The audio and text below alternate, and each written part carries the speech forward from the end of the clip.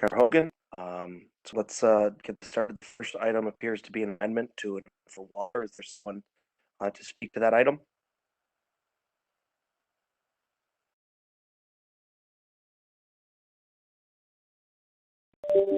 Good afternoon. Item number 1 is the water department item. It appears the amendment for $1,000. Yeah.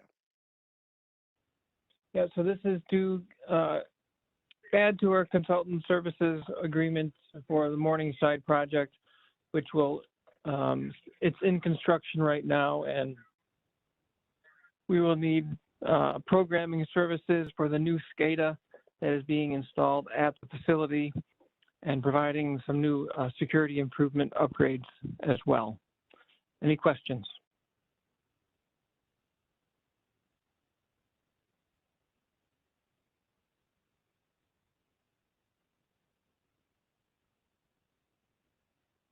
All right, thank you. I'm going to make a motion to put that onto the agenda. Can I get a second? Second.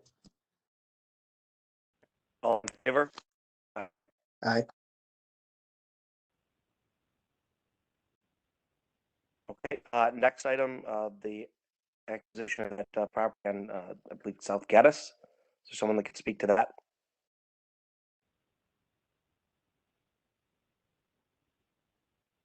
Councilor, this is Commissioner Robinson over at DPW. I believe John Black is supposed to be joining us if you had any questions about us acquiring that parcel on Geddes. John Black from Law. Counselor, this was a fire damaged property that the city demolished due to its site. The location there on South Gaddis Street across from Delaware School. The city deemed it to be a valuable property for it, and negotiated with the owner that he would convey the property to us for the city's demolition cost. It was apparently a very good moneymaker for the owner, but he did not have the insurance to cover the demolition cost.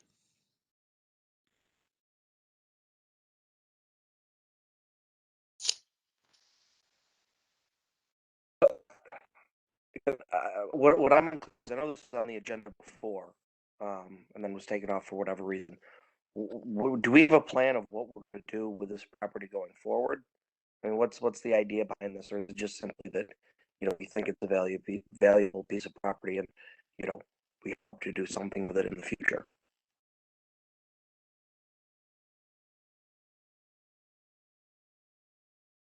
Well, I think it's in the Resurgent Neighborhoods Initiative area, and the city was hoping to do something with it. We have the adjacent parcel north of it that is presently set up as a parking lot for faculty and staff from Delaware School.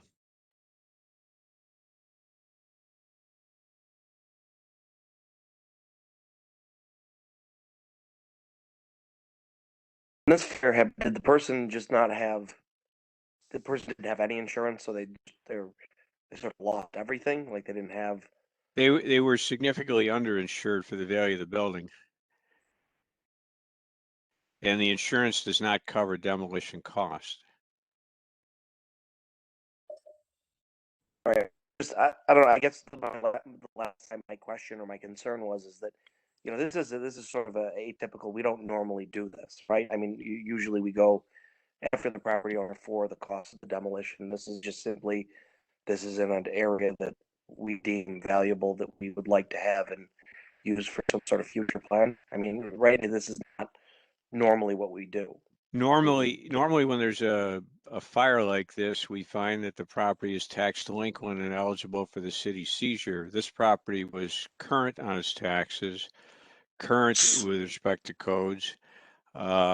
It's my understanding that it was generating about $5,000 or $6,000 in revenue a month to the owner of the property.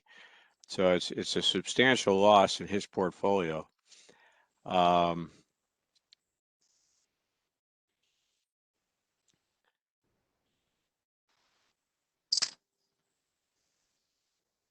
I'm sorry, John, what are we paying for it? Are we? I don't have the We agenda. expended, our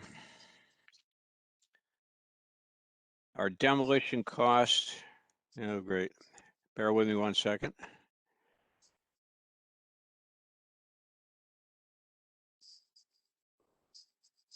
$39,000, isn't it?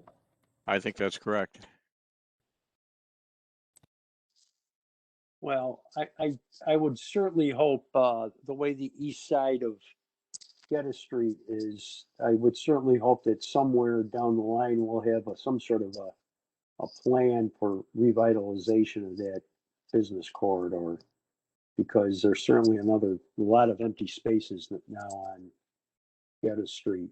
This fire, of course, I mean, it was a viable, one of the few viable buildings left on Geddes Street, really. So, you know, down the road, we should address that. I don't know, maybe with this new money that will come in from the American Rescue Plan, we can have a cognitive plan for Geddes Street as a resurgent neighborhood. I've never heard the word portfolio ever applied to Geddes Street before either. That's amazing. So, The owner of the property, and unfortunate. So he owns a lot of properties in that vicinity, and what's his name, John? his name is Amjad Hassan. Okay. I was expecting another name, but that's good. Thank you. Yes. Councilors, this is Commissioner Collins. I had some technical difficulties and got on a little late here. So if there's any questions I'm able to answer for you, I'm here. I mean, I have a question, and I don't really want to belabor the issue here, but I'm just kind of wondering, you said he was underinsured as far as the property was concerned? Yes. Okay, and so, but do we know whether or not he actually filed a claim? He has not recovered anything at this point. Okay. Do you, I mean, have any idea of what his ability to recover would be after we convey title? No, not exactly. So, I mean, is it possible then that, he gets this, I mean, again, he is giving up the parcel, but is it possible that he ends up recovering something, even though he's getting the benefit of essentially a free demolition? It's my understanding from my conversation with him that he will recover something, but he will not recover near what he was making on an annual basis from the property. And he was intending on keeping this for years to go. He has a family that's growing, and this was an asset to him that generated revenue, and it will no longer. No, I understand. And did we ever find out how much the parcel is currently worth? Just the land? Counselor, it's Michael Collins. I'm not sure if anyone from assessment is on. I did talk with assessment about that question, and they said that now that the building's down, they would have to reevaluate to be able to have a solid answer on that, because it's just a completely different parcel at this point. Gotcha. I mean, if we could get that information, I think that would be good to know, because we need to know what the value is of this land. Is it worth $39,000? Is it worth more? Well, so at the heart of the question here. My understanding, and I'm not, if somebody from assessment is on, that would be great. My understanding is that is not an efficient thing to learn. That would take a serious amount of time. From my perspective on it, this is grant money that was used rather than it being general fund money. So it's not local taxpayer money, and our history in these situations is overwhelmingly that even if there is the ability to collect on it, the amount of time that we put in on a staffing end, with being able to, from a code enforcement side, from the law, and the number of years that we spend putting that amount of energy in, is something that we always look for the opportunity to avoid. And so this to us is a really, it's a unique opportunity to be able to avoid that and gain control of this property that is, as I understand, was discussed last meeting and before I jumped on. It does have some strategic importance to it, unlike the way that we've previously thought of Geddes. So to us, it's looking at that entire picture, and that's not to discount your question, but I don't understand that to be something that we would know in an efficient amount of time. Understood. Thank you. Again, what I'm struggling with and to understand is, so this individual, by their own fault, was underinsured for a property. The property burned down.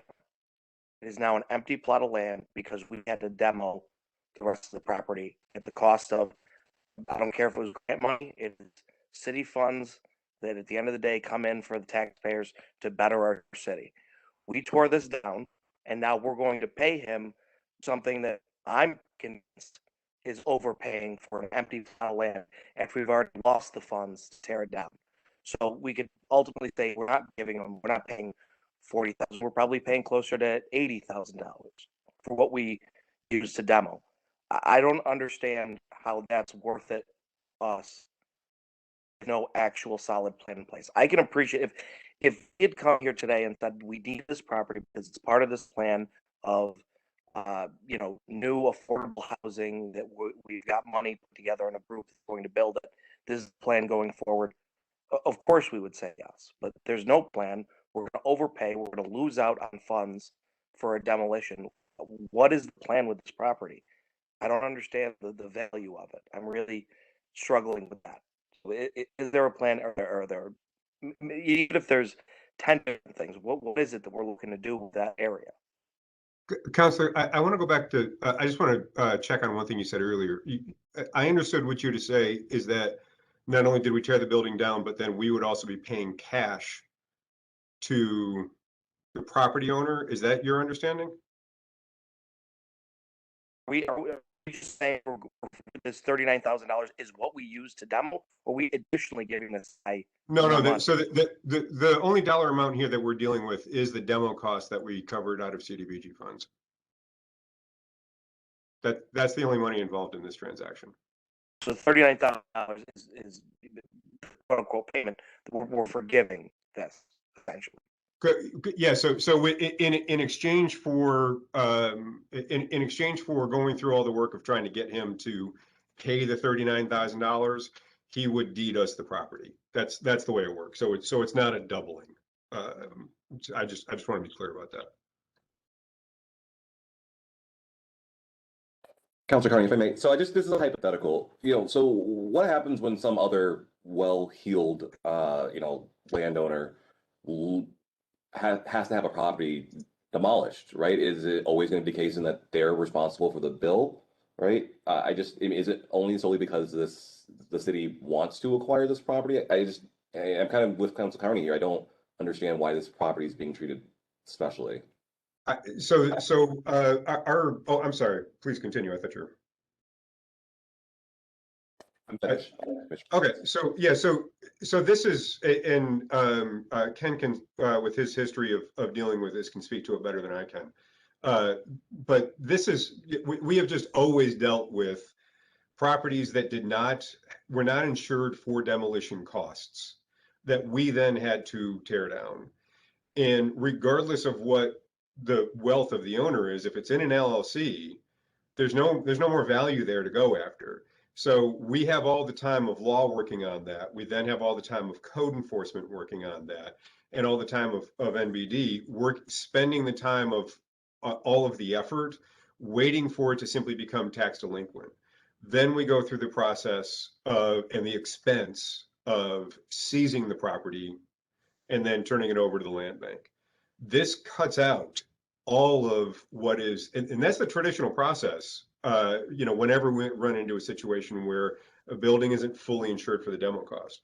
So this is a unique opportunity to be able to cut out all of that staff time, all of that work, all of that sitting there for 3 years waiting for the property to get to a point where we can seize it for taxes. So this is, as a taxpayer, I really appreciate all the focus that we've got right now on the expense side of it, on the upfront that the council is paying to it.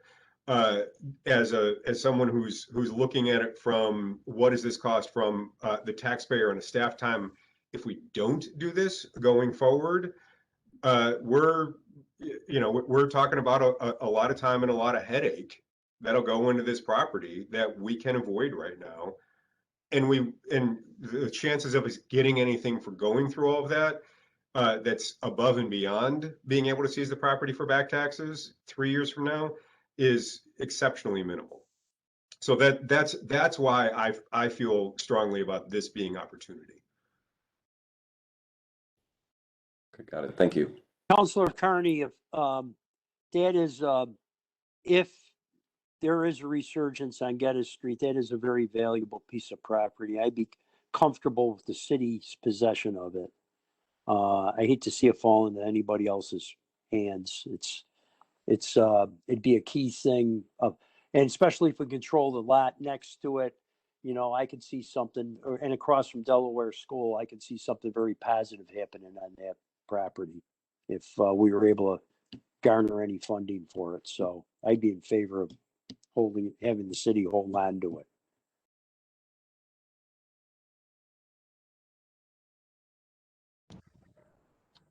Councilors, just to add to Commissioner Collins's point there, in the years that I was director, if we collected maybe 2 demolition costs in the 7 years I was there, that's a lot, unless they had the insurance to cover the demolition themselves. So I agree with Michael stating, an opportunity here, but the work that we would put in to try to get the money and still not get it, sometimes it was just, the gerbil wheel just continuing to turn. So I agree with Commissioner Collins on that.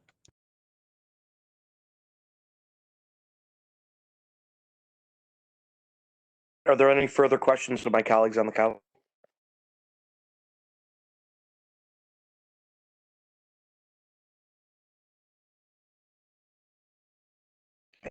Are we comfortable moving this forward? I guess I'll make a motion to put it on the agenda.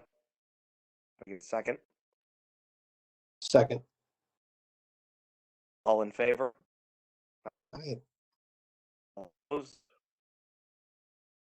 All right, okay, it's ready. And next, it looks like it's the Sidewalk program. Someone can speak to that. Hello, counselors. It's Corey. I am back with the Municipal Sidewalk program. It's my understanding from conversations with the law department that there was some conversation regarding liability and the council's concerns in executive session. And so I am back to see if there are any remaining questions or concerns with the hopes that we can place this on the agenda. Corey, my question is, so this first year, correct me if I'm wrong, is that 4.5 million?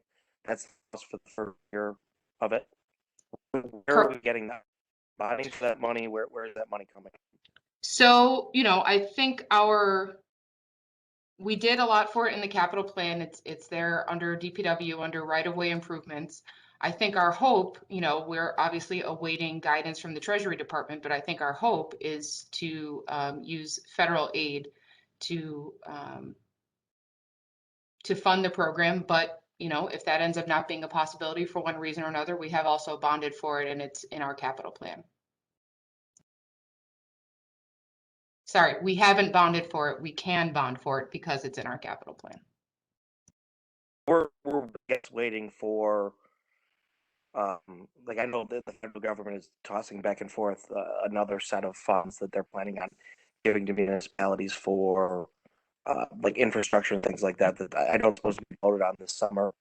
I guess that's in theory where we hope to get that money from. If we hope not to bond for it, we're hoping that it'll come from there. I think we're hoping that it'll come from the American Rescue Plan Act. So the money that the federal aid that we, from the information that we have, that we anticipate getting guidance from the Treasury Department, I think within the next 2 weeks. I saw in the article this morning about the county that they're actually expecting the funding in 2 weeks, which would be even better. But I think at a minimum in 2 weeks, we should have guidance from the Treasury Department on what is an eligible expense. In terms of the infrastructure bill, I think there's a lot of possibilities there for the city with some of our other projects, but it's my understanding that that's going to be a summer, July, August movement on that bill. And so, if the ARPA funding is available sooner, we'd like to use that, but we can bond for it if both of those, if the ARPA falls through. I don't think the infrastructure timing wise will work for us to get the program started this year.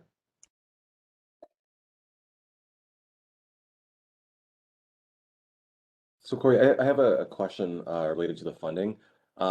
So is it expected that when you start charging the $20 and $60, is that going to raise 4.5 million in that first year that you start charging it? No, I think the plan would be to, again, whether it's through federal aid or whether it's through an allocation in our capital plan to, I guess for lack of a better word, subsidize that gap between the $4.5 million and what we're going to be raising, which allows us to slowly phase in the fee. So yeah, that $20 initially isn't going to raise the $4.5 million, but by allocating for it in our capital plan if we need to, or supplementing through other funding sources, we should be able to fill that gap until we get to the full cost of the fee. So it won't be until you're at the full cost that you're actually raising the 4.5 million? And, That's the plan. okay, and how long does that take to get there? What, 6 years? I think so it's phased in over 5 years. So, the 5th year we'd be there. But if we use ARPA funding, or, we won't be implementing the fee this year. So it'll be 5 years from when we introduce the fee, which will be the 6th year of the entire program, since we're not introducing the fee in the first year. Okay. And what portion of, say we do get these federal tax dollars, what portion of that's going to actually have to go to that? Have you thought that out? And then what happens next year when there's not an infusion of federal cash? So the proposal, what we would propose is using the ARPA funds to cover the full cost of the program this year. Now, obviously, depending on when we get started, we might not be requiring the full $4.5 million, but I think, ideally the plan would be to use the ARPA funding to cover all of that. Again, if that's not an option, then we can bond for the funding.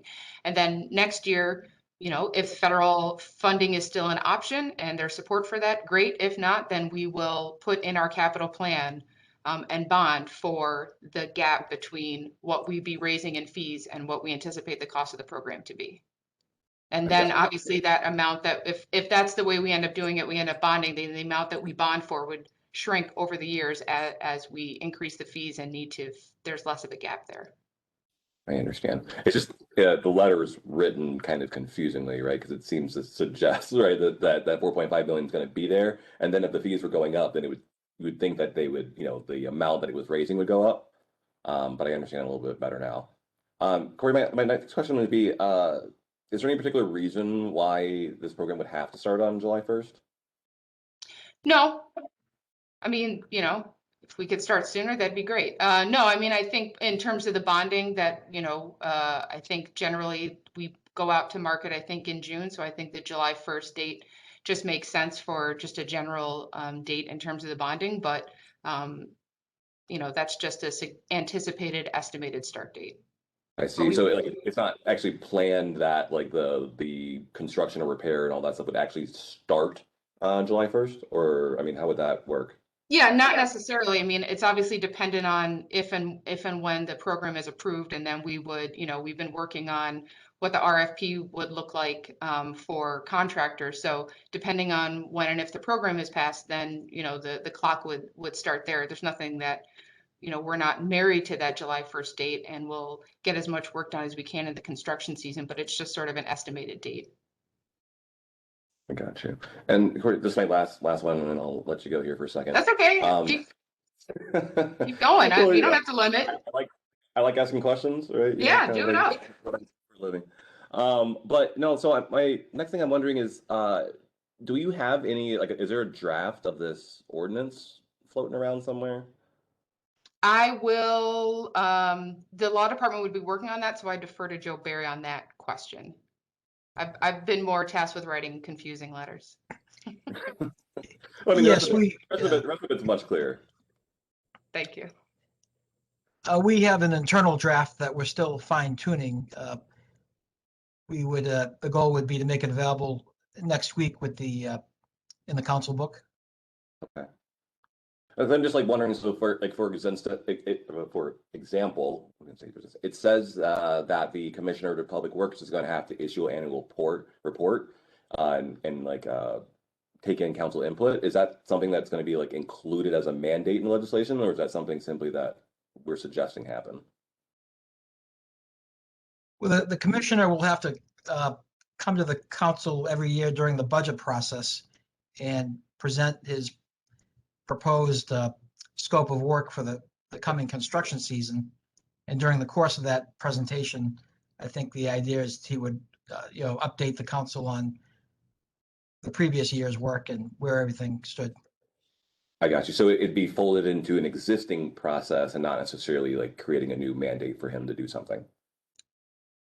It would be somewhat of a hybrid. There would be a new process in that he must or she must present his sidewalk improvement plan to the council as part of the annual estimate. So it'll be, next year, for example, you'd probably want a separate committee meeting on it because it's such a unique standalone program. Sure. And what are we going to be doing about, say this were to start July 1st, how are we going to know what the plan is as we move forward?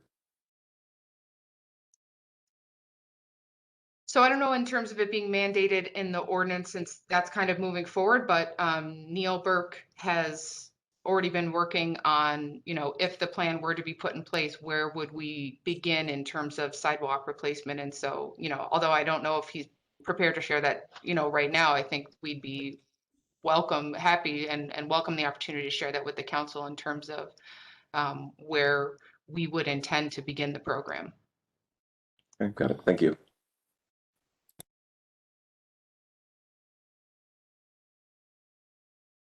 Corey, can I ask you a question?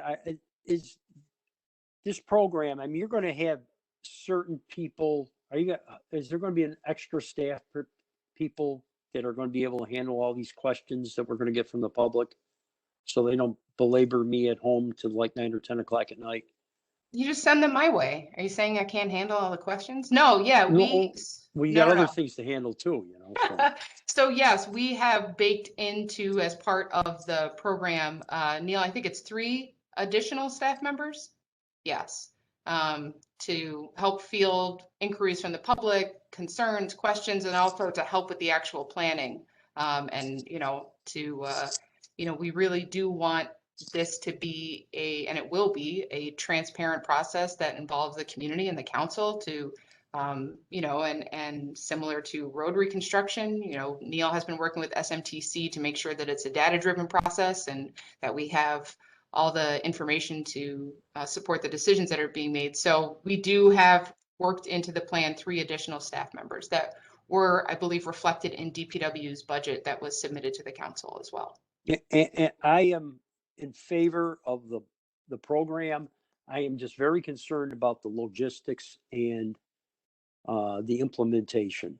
I think this is going to be, there's going to be a lot of public interest in it. I've got questions from people. I think all sorts of questions, and particularly about what's going to cost me. How do I get on the list? All those things are, I can imagine we're going to have a lot of questions posed to us. So if you can keep us apprised of your plans and how this is going to be handled on a logistic and implementation level, it'll be key to us understanding how this thing's going to roll out. So that's all I got. Thank you. No, I agree, Councilor Hogan. It's a great point. It's a fundamental shift, and it's going to take some time if the program is adopted to make sure that we're explaining it in a clear way. And we'll start with 3. That's the plan. And if we end up needing more, then we can account for that. I guess we won't really know the full extent of what staff will need until we get it started. But Neil has estimated that 3 is a good number to start with, and then we'll take it from there and scale up as we need to. And that's in part what the report from the Commissioner of DPW is also. That's why we intentionally bake this into the ordinance, so that every year the DPW commissioner needs to come before the council and answer for how the program is operating, what the costs are, how far the dollars are stretching right now. So, you know, we tried to bake in that transparency to make sure that, you know, Neil and I won't work at the city forever. Well, Neil might, I probably won't. Future plans. So, so that no matter who the commissioner is, no matter who the transportation planner is, that there is a process baked into this ordinance that by the ordinance, DPW has to come forward and tell the council and the public how the program is operating, what challenges it faces. So that way, you know, you can make informed decisions. We can't get all the data all the time, but we can get a lot of it. Councilor Carter, may I? Knock yourself out. Corey, so I'm not clear. You probably have already answered this question, but how would the request be handled? For example, if, you know, would people be calling in, say, you know, I need my sidewalk repair, or is it going to be a Department of Public Works call?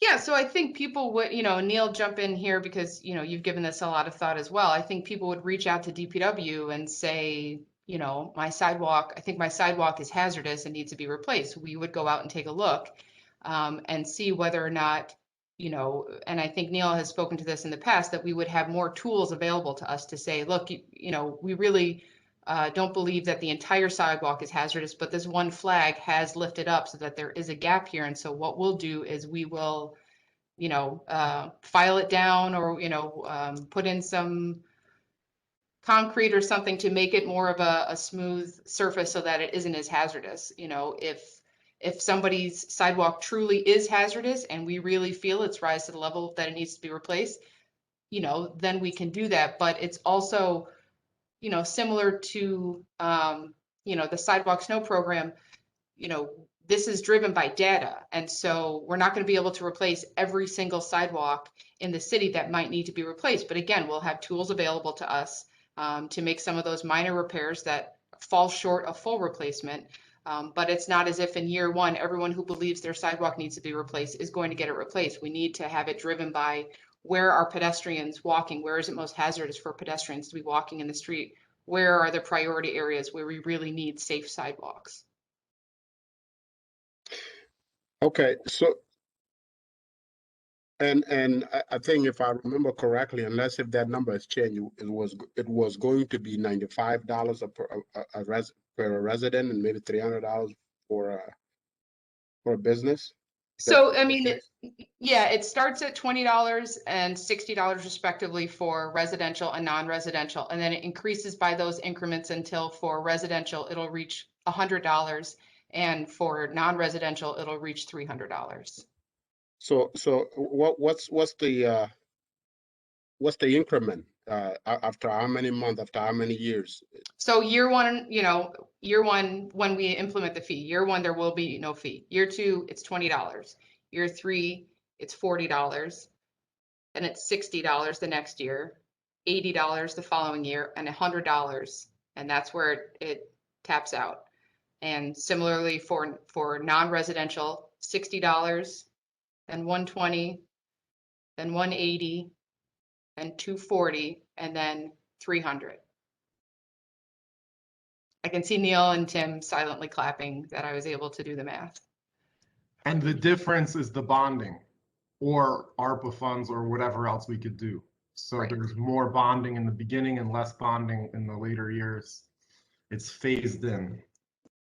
Right, so we'll bond to fill the gap from how much we collected in fees versus the $4.5 million that we estimated it'll cost to implement the program. And then as the fees go up, we'll be raising more money that way, and we'll have to bond less to fill that gap. So what happened after year 5? So it'll, the fee will be $100 and $300, and that will fund the program. And again, that's in part why we baked in the report from the DPW commissioner, because $100 and $300 forever is not going to be enough to subsidize the program, 25 years from now. But if the DPW commissioner is forced to come before the council to say, look, we were only able to do this much because labor and materials and everything else has gone up. And so, if the council and the administration, whoever they may be at the time, decide that the fee should be raised to try and be able to do more sidewalks, then they can make that decision at that time. But that's why we tried to bake in that transparency, because, as you certainly know, some of these fees just stay the same forever because there isn't a mechanism there to have them slowly increase over time to keep up with inflation, materials, labor, all of those things. So that's why we intentionally added this into the ordinance, to force that conversation that, 20 years from now, the dollar isn't stretching as far as it did when the council passed it in 2021. Okay, with that being said, Corey, would this also put into consideration seniors that are exempt? Or would it just?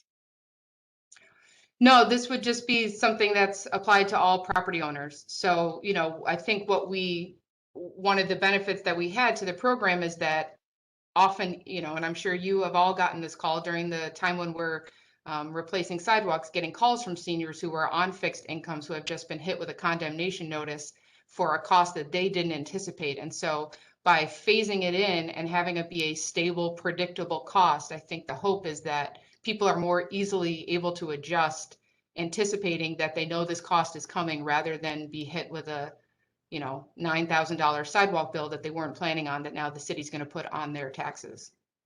And I'm asking that, Corey, because it's certainly for seniors that are on fixed income, there may not be a big difference between 20 and 100, but to them it's quite a bit, So Sure. has there been thought put into, maybe when you get to year 5, that those seniors and those on fixed income have been also put into consideration? Well, I mean, I think folks on the current program doesn't work for folks on fixed incomes either, who are hit with those large bills that they didn't anticipate to replace their sidewalk. I mean, if, I think this becomes baked into the cost of owning a property, is that, and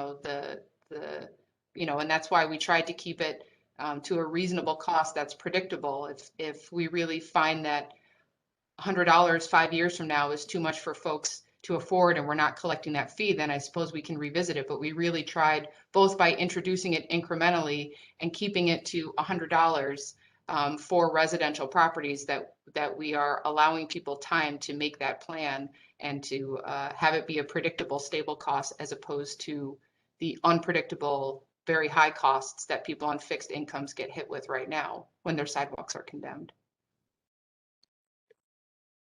I mean, Corey, that makes sense and all, but I think as a city, we do deal with seniors that lose their home because they struggle paying their taxes.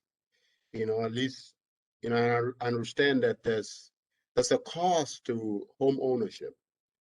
But I think as a city, we also got to be mindful of, if we can keep people in their own home in some way, let's not be a reason as to why they can't stay in their own home. So I think putting some thought into the 5th year may be helpful.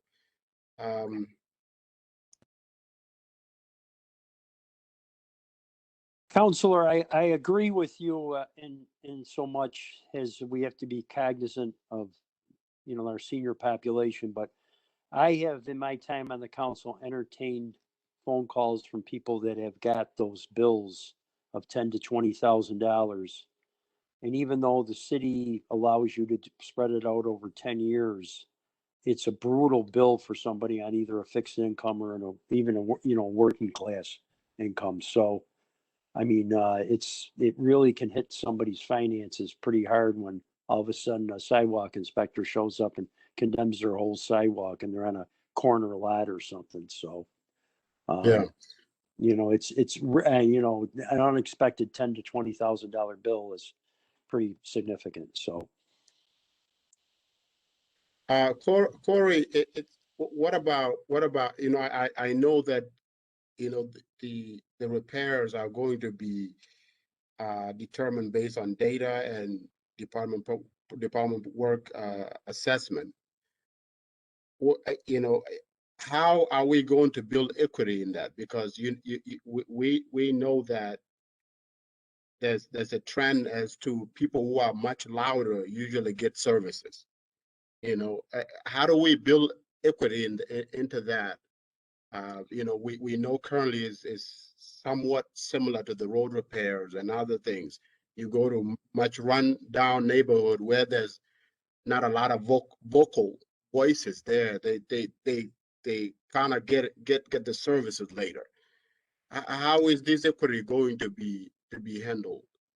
I mean, I think similar to approach that we've taken with road reconstruction and with our sidewalk snow removal is that we let the data tell us where the sidewalks need to be replaced. We certainly welcome people to call us and share their opinions, but it won't really, you know, in many cases influence what we do. I think the only case I can think of is when we rolled out the sidewalk snow removal and someone had pointed out that we had left off, I think it was Valley Drive. Is that right, Neil?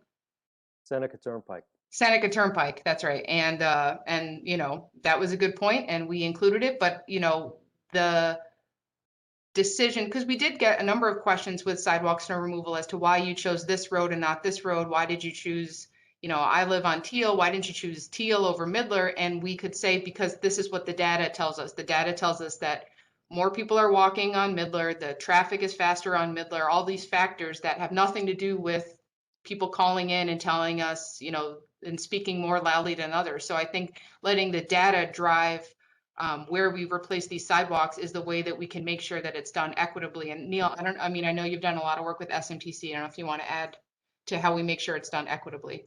Sure. Neil Burke with DPW. Councilor Majuk, that's a great question. We have begun the planning process already in anticipation of this program. And as a part of that, we've taken stock of both environmental justice areas, as well as areas where we know car ownership is lower, poverty is higher, and travel by foot is higher. We have looked at all of these areas with known pedestrian generators, everything from school to corner stores to shopping centers to senior centers, you name it, we've mapped it and it's part of the data. And so our focus is essentially equity driven. The areas that need investment and that command investment up front are areas that are stressed and have been disinvested in. So those up first essentially will mirror the sidewalk snow removal plan, but also it branches out into neighborhoods in a very targeted and very appropriate way to address the issues that you're bringing up. And Neil and Corey, I do appreciate the power of data, and sometimes I think it's also just to be cautious in a way that yes, data is great, data can see, but data can't feel. You see, so that may be another side of data that yes, is it good to rely on data? Absolutely, but there's certain things that data you really can't, you know, there's stuff that require human intuition to be there. And certainly, you know, equity is one of those where intuition is critical than to rely on data alone. Councilor Carney, that would be all for me. Thank you. Okay, so I guess to sort of go along with Councilor Joke was asking, I understand that we put the time in to understand better areas, maybe traffic and things like that. How are we going about actually? Are we simply just going on phone calls from constituents of my sidewalk needs, or do we actually have, like we do with road recon, like a graded system? Do we have that in place, or are we going to go forward doing that? Do we actually have areas graded in the sense of like this is a one to be replaced immediately? Is that something that we currently have in place now? Because I know we're still planning on doing sidewalk repairs like we have in the past for this year. this summer. I know that they're with the 1.4 for the sidewalk replacement that we traditionally do. Now, obviously, there's going to be plenty more that still need to get done that probably would have been cited next year. Do we have something in place right now, like a grading of sidewalks, what we plan on doing first? So, Councilor Carney, the short answer is yes. We have a rating for all existing sidewalks as well as all existing street segments, so covering the entire city. The ratings are available, and they are very detailed, and we want them to be even more detailed. So as part of this program, we will start rating at a granular level, at a parcel level, each and every flag in the city. Can't do it every year, but we're going to do it in sections year after year and keep updating our data. So if we repair something, that's reflective in our maps, in our heat maps. But in short, yes, we have the data now. And then obviously, if this were to pass, we'd have to bid out to, we haven't, bid anything out yet, but how long do we think that process would take? Do we believe that we would have enough contractors to do it? Would we, it's 4.5 million, would we give all of it to one group? Would we piece it off to several different contractors? Like what's the plan? What's the implementation? Like, what's the idea of what we're going to do going forward with that, with the contractor? I could take that one. Well, we are working on this topic with the Harvard consultants that donated their time. And so we are trying to figure out what we can do legally. I think grass cutting is probably a model we would have to look at, because Parks doesn't give one giant grass cutting contract. They bid out different parks, and that allows for more competition because you don't have to bid on the whole of the city. But the bid process does have certain constraints that require you go with the low bidder and that you make one award. So we're going to have to figure out how we're going to carve it up. Maybe, just speaking out loud, it could be like the residential portions of the northeast quadrant. Maybe we do a thing for, and then maybe we do a bid for the commercial section of the entire city. We have to figure that part out, and there'll be, we're just trying to have outside experts help us think about what's effective, but also the equity implications and how we can prioritize different elements in the contracting process.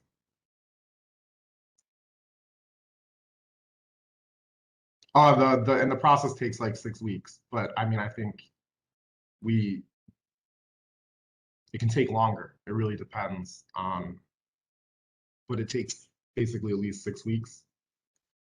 So.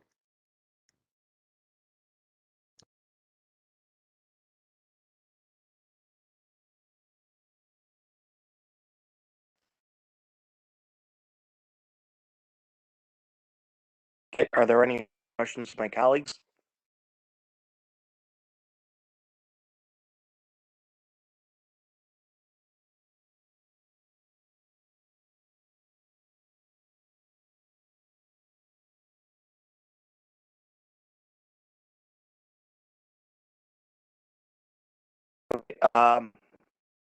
Councilor Majo, Councilor Waller, Councilor Green, I don't know if you want to make a motion to put it on the agenda.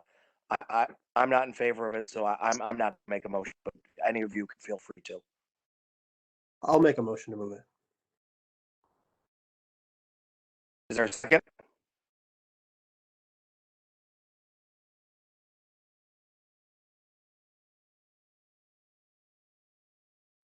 Okay, hearing none, then let's move on to the next one. This isn't getting on.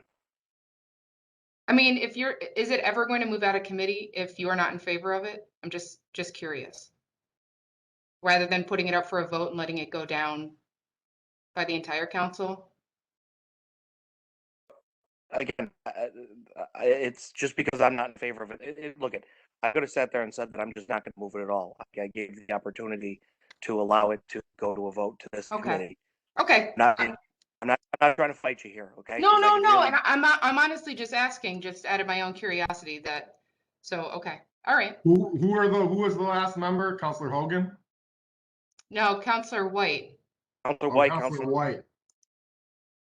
Counselor White, you got your camera off. You don't want to move the sidewalk item?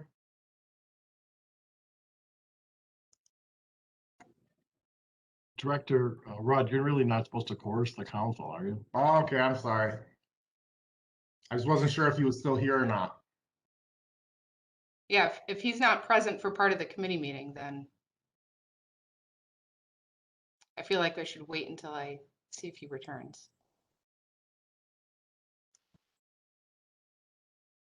Motion is made and voted Visit. on. I don't know what, you don't sit around and wait till after a motion is made and wasn't. Well, it wasn't seconded, so it didn't go anywhere, so nobody voted on Right, it, so right? that's the problem. I It appreciate- doesn't have a Of course. second. I'm willing to, we'll wait, move on to the next items. We'll revisit this. I'm not trying to be difficult here. I'm not trying to hold this up. I just simply don't feel comfortable with it. So I'm not going to vote in favor of this or be a second or introducing it. I'm not going to hold it up and not allow it to go to a vote because I can understand and appreciate, you know, the idea of moving it forward, not just simply holding it because I'm not in favor of it. However, if a majority of the committee isn't in favor of it, then no, it isn't going to move. But Fair enough. we can revisit it after. Let's move on to the next item. And if White is still here, comes back, wants to second it, let's move on to the next item. Counselor White is still on the list of people on the call. Hey, Dad, so give her a nap, and why don't you bring her home, bring the kids home to Mom? I'm sorry, do y'all need me? Agree made a motion to put the item on, put the sidewalk program on the agenda. Looking for a second for a vote. I don't know if you are in favor of it and want to second it, but you know, I simply said I'm not in favor of it. I'm not going to make a motion. I'm not going to second. I'm not going to vote in favor. But you know, if you feel, you know, you could feel free to second it. Yeah, I'll second it.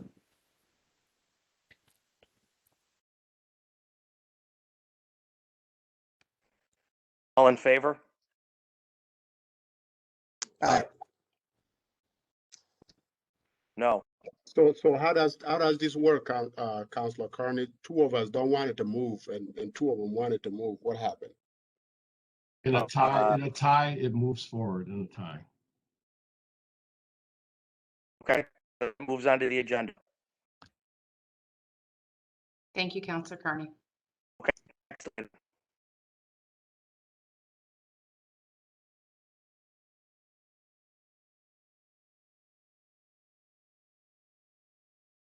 Counselor, is that the sidewalk cafes? That The waiver was of the cafes? suspension of the cafe fees. Yeah, I don't know if Jim Tiff is still on because it went over a little bit. I am Commissioner. Yep. Hey. Okay, thanks, Jen. Yeah, no worries. Hi, everyone. It's Jen Tiff, Deputy Commissioner at NBD.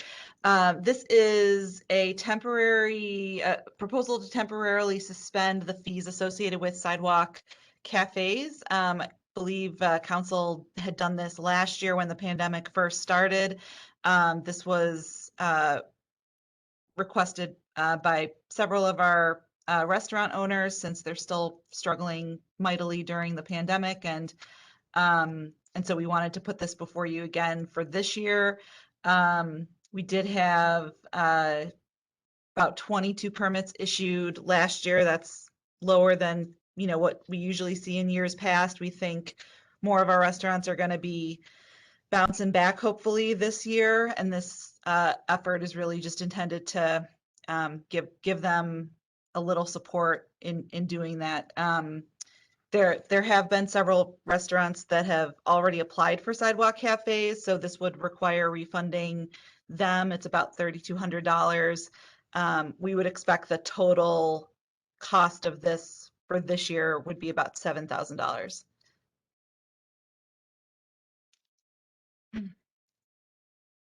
Okay, I think this is a great program. I'm happy to see that we're doing it again. Are there any questions for my colleagues on this item?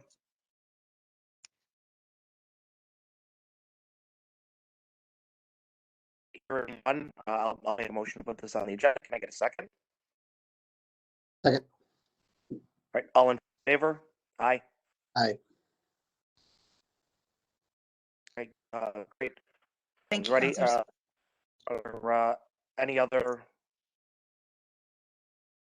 All right, so Counselor Carney, there's a chat in from the clerk about the rules, the council rules, I believe. You can take a look at the chat. Yeah, I double checked with law. I misspoke on that. A tie does not advance it. You need an affirmative vote. Where is that written?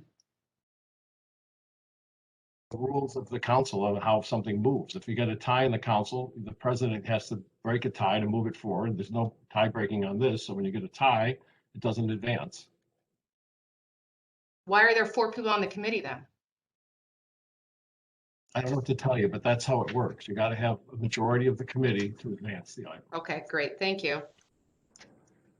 Yeah, I checked this is Joe Barry, first assistant. I checked the council rules, and as John indicates, things usually move by majority vote.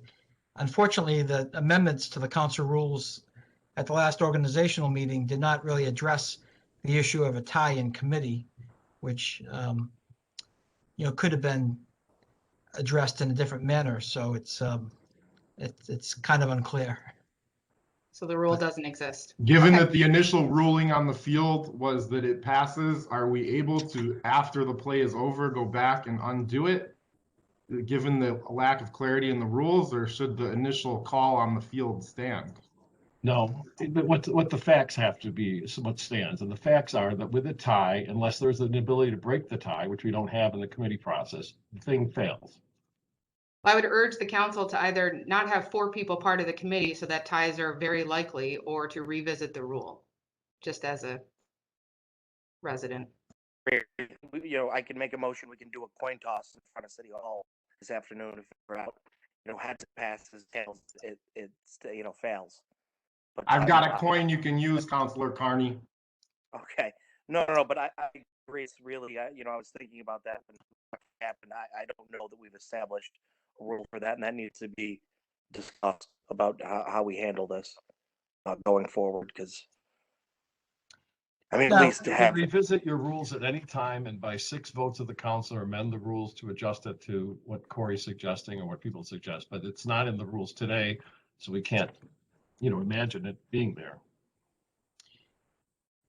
So I will advise, though, there is an alternative method. The charter controls over the rules, and the charter still indicates that any one councilor can still introduce legislation. So aside from this committee process, if a councilor wants to place this item on the agenda on their own by way of their own request letter, that would be appropriate. Is there any counselor on the call who would be willing to introduce the item as their own? We don't need to settle it here, but thank you, Joe Barry. That's very helpful information. Thank you. You're welcome. In the interest of time, I say we move on.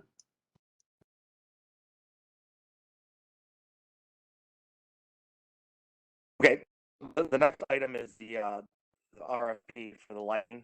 Is there someone who can speak to that? Good afternoon, councilors. Ken Towsley, street lighting manager. Looking for a contract with O'Connell Electric to perform the street lighting maintenance. The RFP committee met on Monday afternoon. We unanimously selected O'Connell to perform the work for a 1-year contract with a one-year option. They meet all the minimal qualifications, and I'm asking for your approval to move this forward.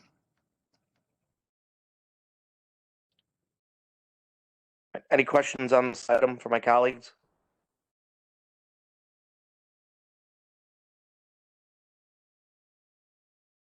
Okay, hearing none, I'm going to make a motion to put this on the agenda. Take a second.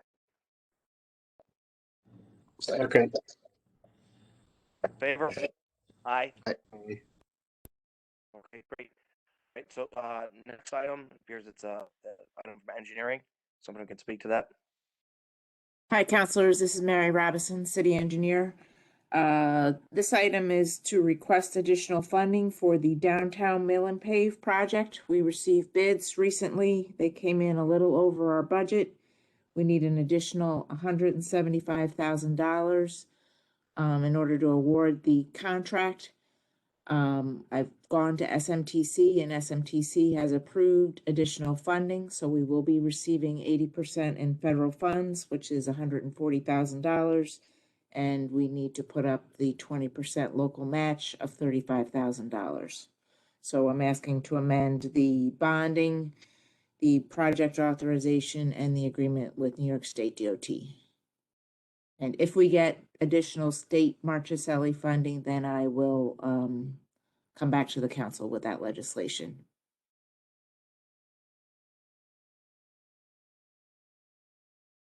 Any further questions from my colleagues on this item? Hearing none, I'm going to make a motion to put this on the agenda. Can I get a second? Second. All in favor? Aye. Aye. Item number 8 is also mine.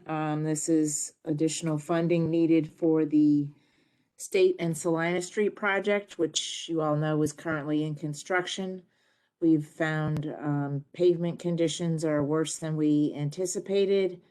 And in order to do a proper pavement repairs, we asked New York State DOT if we could get some additional funding for the project in the amount of $700,000. So it will be $540,000 federal and $560,000 federal and $140,000 local. We have received additional funding through SMTC. So the local share, like I mentioned, would be 140. So we're requesting additional bond authorization, project authorization, and the amended agreement with New York State DOT.